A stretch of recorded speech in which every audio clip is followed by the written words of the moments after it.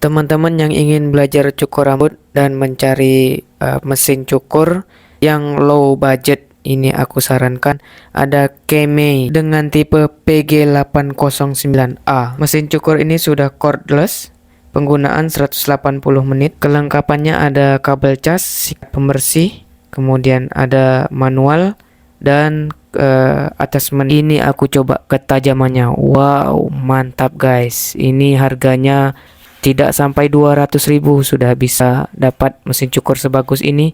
Untuk para pemula silahkan langsung cek di keranjang oranye. Sudah dapat potongan harganya juga dan gratis ongkir.